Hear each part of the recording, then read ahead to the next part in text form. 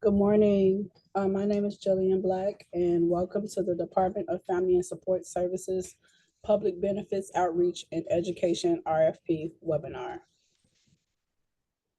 Joining me today is Mark Sanders II, Deputy Commissioner, as well as Lauren Doss, Project Coordinator, here to provide details regarding this RFP.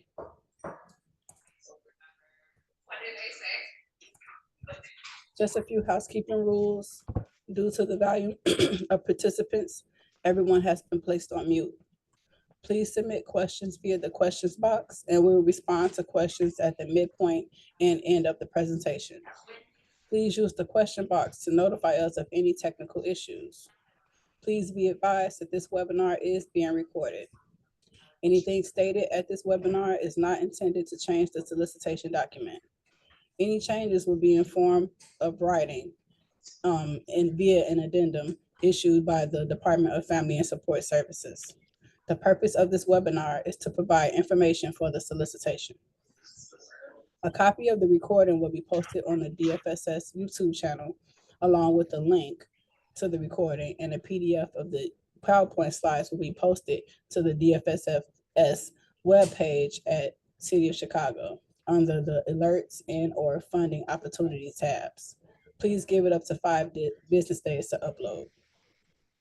DFSS also retains the right to share a list of registrants to this webinar along with their contact and organizational information at our discretion.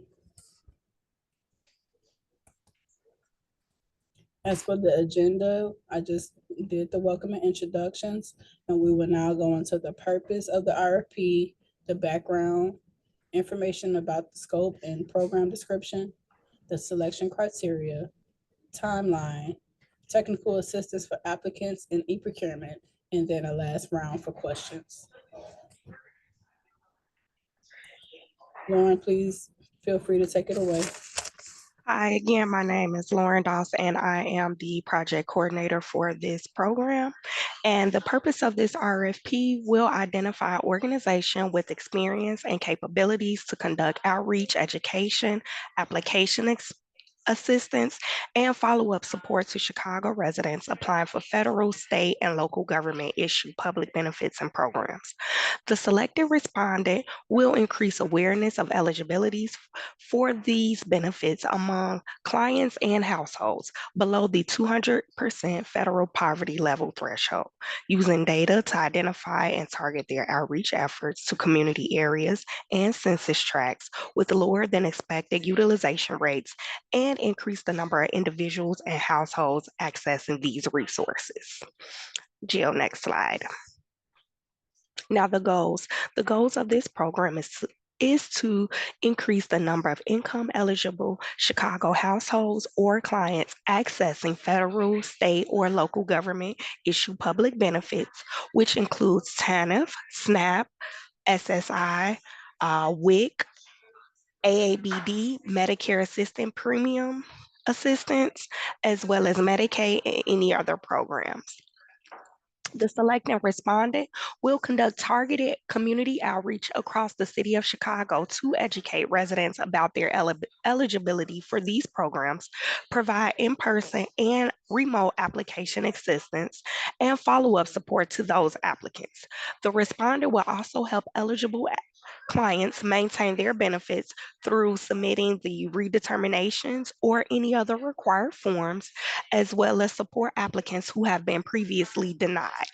The respondent will document both the number of eligible households gaining benefit access, as well as the cash value of those benefits to the individuals and households.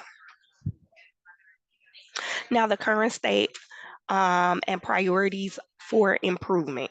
In 2023, we had 59% of the 773 households served successfully obtained one or more public benefits.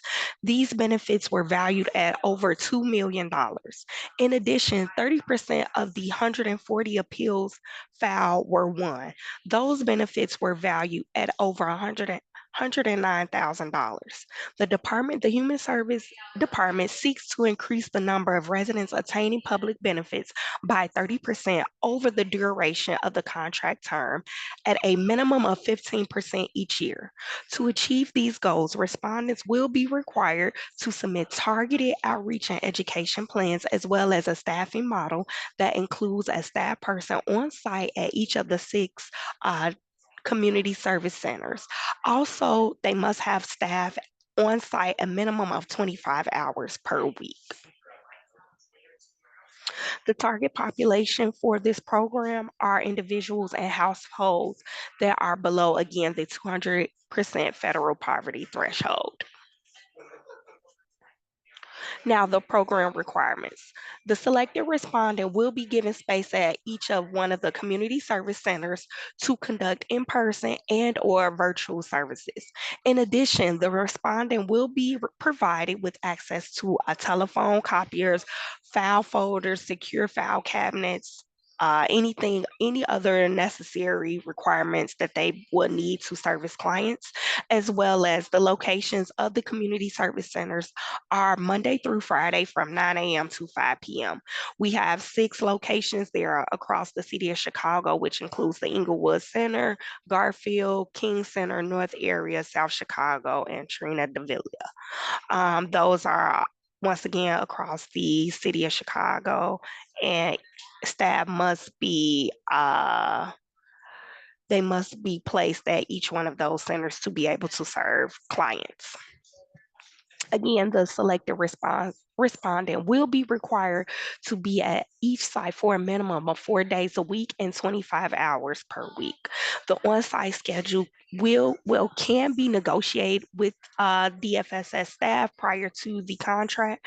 Also, the respondent must be able to provide service with clients that have limited English proficiency. Program requirements, continued benefit enrollment. The respondent must have extensive knowledge about the IDHS public benefits application process and be able to provide clients on navigation through the online IDHS application portal. This is the website that is used to apply for assistance for clients.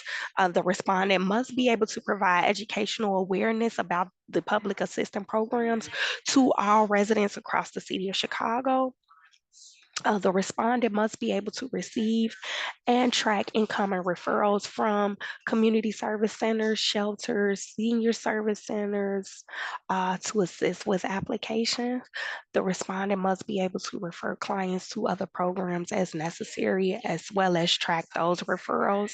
And the respondent must be able to educate client on appeals and follow-up steps if the application is denied through IDHS. Also, the respondent must be knowledgeable and able to assist immigrant households based on the tri-agency guidance document first issued by the Health and Human Service and the U.S. Department of Agriculture in 2000, which confirms that only the immigration status of the applicant for benefit is relevant, as well as the respondent must be available for vulnerable populations, use of telephone system, or needing assistance with applying through maybe their mobile device or a computer. The respondent must be able to stay abreast of the state policies and procedures concerning public benefits. Program requirements continue as far as outreach and education. They will have to conduct targeted data-driven outreach and education. This may include outreach to vulnerable populations, outreach to low-income communities, census tracts, underserved, and may become a combination of both. The selected respondent must be able to document the impact of those outreach activities, which include the number of people engaged or served, the number of follow-up appointments, number of households or clients that are applying, and basic just demographic captured at outreach, at the time of outreach. Also, again, program requirements continue. We have the client feedback portion, which established a client feedback survey on program improvements and satisfaction, which can be incorporated into the service delivery model.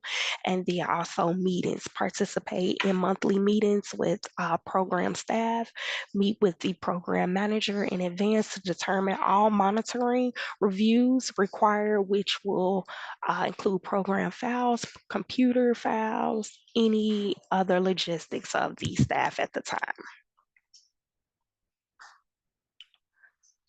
As far as the documentation, the respondent must document the number of clients informed of the program, document how clients were informed of the program, record the number of referrals and agencies, enter the data in the following data systems depending on client characteristics, which is STAR, Single Tracking and Reporting System, or HMIS, Homeless Management Information System, for homeless clients/household, and any other funder requirement systems. If required, training will be provided by the program team. Also, maintain a client database to track benefits, application date, and any follow-up with client. And lastly, submit end of year report highlighting agency's ability to meet its targeted outcomes and outputs, performance improvement strategies for the program, and overall feedback to DFSS. Service coordination, which is a part of, again, the program requirements continue, systematically identifying clients who struggle to independently access other resources they need and provide a higher level of coordination of support to those clients. Using warm handoff strategies when making referrals, such as an action plan for the clients, next steps to follow through on the referral, assisting clients in calling service providers to schedule an appointment or an accompany clients to intake appointments, and working proactively with service providers at the referrals to help clients overcome barriers to engagement and retention. Now, performance goals and outputs. Outputs, this is what we are requiring. The respondent must conduct or participant in a minimum of 30 community outreach events per quarter, which is about 120 per year. Outreach events will engage 500 residents per quarter, about 2,000 per year, and the respondent must receive a minimum of 300 referrals annually from the community service centers, which are the 6 locations that the respondent staff will be placed at, as well as the respondent must help a minimum of 900 households complete applications for public benefits within the first year. The outcomes that we are looking for, at least 60% of individuals or households will obtain one or more public benefits, as well as at least 60% individuals or household will see an increase in household income. So this is how we will, the division will select the agency. We will start with the community involvement. The respondent demonstrates a clear understanding of the target population, including their strengths, assets, needs, and challenges. The respondent has expertise working with the target population and has a relevant capabilities and or infrastructure needs to service this group, as well as the respondent demonstrates a commitment to diversity, equity, inclusion, and access in internal operations. Next slide, Jill. Organization capacity. The respondent has qualified, responsible staff for program oversight and management and provides a timeline for plan execution. The respondent has adequate systems and processes to support program monitoring, expenditures, and as well as physical controls. The respondent has adequate data collection and management capacity to ensure data entry is timely, securely stored, and monitored for quality. The strength of the proposed program, the respondent clearly defines services to be provided.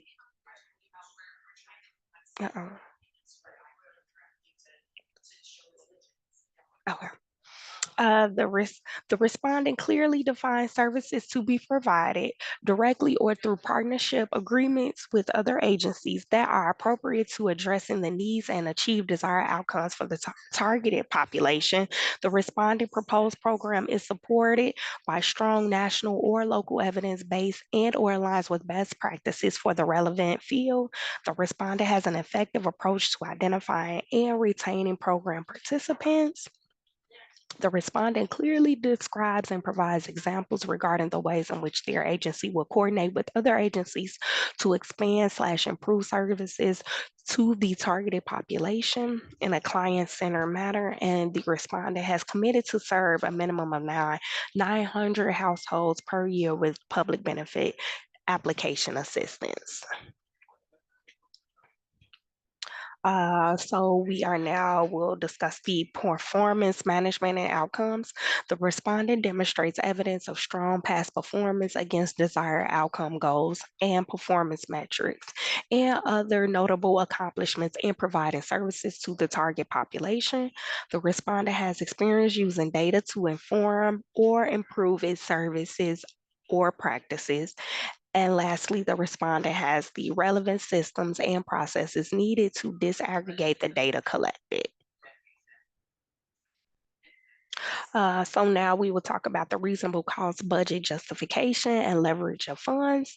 The respondent has the physical capacity to implement the proposed program. The respondent leverages other forms and in-kind contributions to support total program administrative costs, which includes federal, state, foundation, corporate, individual donations, or any other donations, as well as the respondent demonstrates reasonable implementation costs and funding. The proposed budget supports the proposed scope of work or work plan. Now for the selection criteria, lastly, for the attachment, please include things you want to include in this application, which means or include the reports, studies, or other documentation that shows performance towards reaching the program goals and demonstrates your agency's results and or accomplishments. Please be sure to attach the resumes for key staff that are overseeing the program. Also, make sure you attach your organization budget for this program. Please make sure all program requirements are addressed before submitting an application. The evaluation process.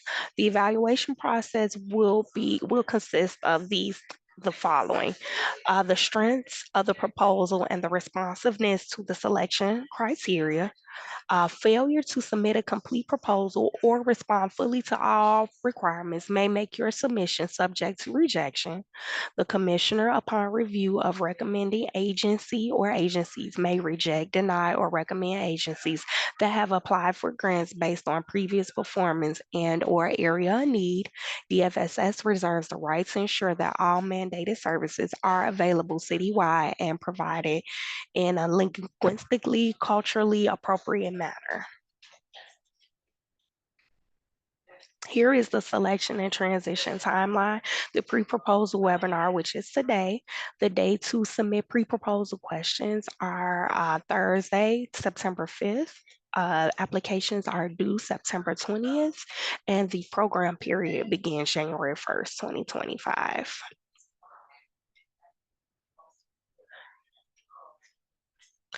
Budgets or cost proposals. Please state the term of the contract for this RFP. The amount for this RFP is for 1 year. State the administrative cap for the program and how it works with the indirect rates. Attach an indirect cost letter. State the match requirements for this program. Please submit a budget for 1 year, which is 12 months of service. Cost category definitions are attached as a budget instruction in every RFP except for RFPs that have cost proposals. Be thoughtful and inclusive when developing your budget. Apply for your program's actual costs. We generally cannot give you more money than what you ask. Use the reasonable cost question on the application to discuss how you determine the costs reflected in your budget.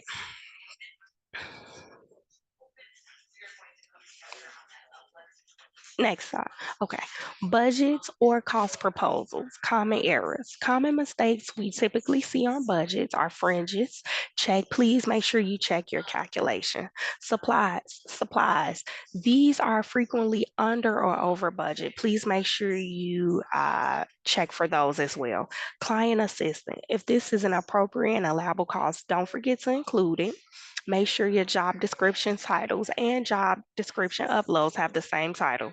Also, put a brief description of the job in the budget document itself if you have not discussed it in your application.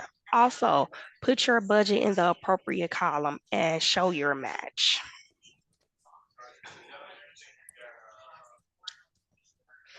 Applications are due on September 20th at noon, well, before noon. I'm going to jump in with the application tips, but before I jump in, we do have a question from an attendee. It Okay. says, does the program request an agency to work at one of these 6 locations, or can we implement the program at our office? Okay, so we're asking the respondents who work at have staff at all 6 locations. At least one staff member at all 6 locations. Thanks, Lauren. The question as well as the answer will also be in the amendment that will be published shortly within the next week or so. Okay, so as far as applications tips, I want to start by saying start your application early and save your application as often as possible. If you have never done business with the city of Chicago, please register into iSupplier /eProcurement ASAP. Review RFP narratives and application questions closely. Remember they align with the scope and selection criteria. Use the information in the RFP for guidance in formulating your answers. There is a 4,000 character limit, which includes punctuation and spaces. Each response is allotted 4,000 characters. Please do not use the back button on your browser. Again, we can't stress it enough to start your application as early as possible and save as often as possible. Some tips for working in e-procurement. To submit multiple applications for a single RFP, applicants will need to set up a unique user account in iSupplier. The e-procurement system is not capable of submitting more than one distinct proposal per associated email address. Therefore, you must use a separate email address for each submittal proposal. You can submit your application and later amend it up until the due date of September 20th at noon. Avoid the rush and possible mishaps by submitting early. Plan on your submission taking approximately 30 to 60 minutes. Please be advised that late applications cannot and will not be accepted. Also, make use of the e-procurement hotline for help. They can be reached at 312-744-4357. They only operate during business hours, which is Monday through Friday, 9 a.m. to 5 p.m. Again, save your application often and submit as early as possible. A few new agency requirements. Agencies must provide articles of incorporation and any amended articles of incorporation. Agencies must submit an IRS affirmation letter. Please be advised that this is for not-for-profit agencies only. This letter must be dated within 60 days of submission. You can obtain this by calling the IRS directly at 1-877-829-5500. If you are a for-profit agency, submit your original letter from the IRS showing your FEIN number. Agencies must also provide a UEI number as well as a central contractor registration. The CCR can be reviewed from the entity overview page on the sam.gov website. Lastly, a certificate of good standing letter with the state of Illinois is required. As of April of this year, we have a new labor peace agreement ordinance. This labor peace agreement ordinance will apply to all DFSS and CDPH delegates that have 20 or more employees working for their organization. The only exemptions are hospitals. Contractors must provide written notice to the commissioner or her designee within 72 hours of becoming aware that employees want to organize or that union seeks to represent employees. Contractor must enter into an LPA within 90 days of receiving notice from a labor organization that it represents or seeks to represent employees. You may ask, what is an LPA? An LPA is an agreement between an employer and a labor union that ensures that the organizing drive is not impacted by union busting techniques, including employee retaliation. And in return, they will not strike or stop work in a way that will impact human services. For technical assistance, on the DFSS webpage, there's a link to the RFP of interest and training documents. Please see the alert section on our website. For questions on registration and e-procurement for technical assistance for delegate agencies, please contact customer support at cityofchicago.org or via phone at 312-744-4357. And we also provide training materials, which includes documents and videos on the cityofchicago.org website under online training materials. The link can be found on this slide. Entering responses and accepting amendments. First, you will have to select Create Quote from the drop-down menu in the Actions box and click on Go. This will take you to the application page where you can get started. If the RFP you are interested in has been amended, you will need to acknowledge and accept the amendment to start or submit a response. To accept the amendment, click on View Amendment History. To begin the acceptance and acknowledgement process, follow these steps after clicking View Amendment History. First, you click on the document number. Next, you click on the infinity or eyeglass icon to review the amended changes to the RFP.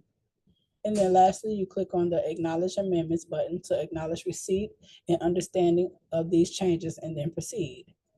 By acknowledging the amendment, you are indicating that you are aware of the changes made to the RFP in the amendment. Now, when you get to this screen, you click on the I accept checkbox and then click on Acknowledge. Next, you click on Yes to indicate that you confirm your receipt of the amendment. Finally, click on the checkbox that you accept the terms and conditions, and then click on Accept to actually accept them. That is the final step in acknowledging and accepting the amendment. Once the amendment is accepted and acknowledged, we can move forward with learning how to submit an application. When you have put down all of your responses and you're ready to submit, you can start by saving your draft one last final time and then clicking Continue. If you are missing information, you will be given an error message at the top of the page. Usually the error message directs to something left undone in the application.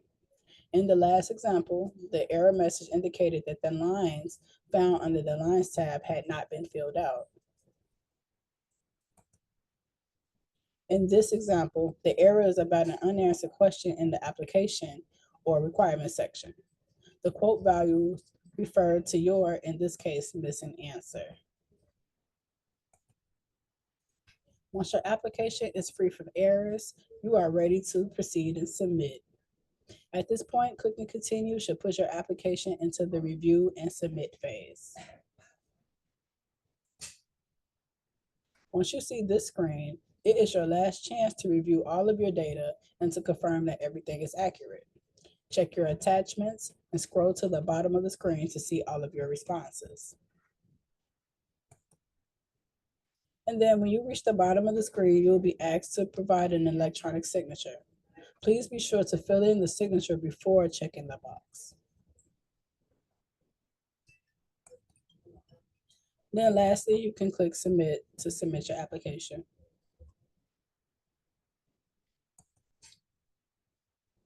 Please make sure that you see this submission confirmation screen. The e-procurement system will send a confirmation email within 24 hours of your submission. Please call or email me if you desire confirmation prior to then.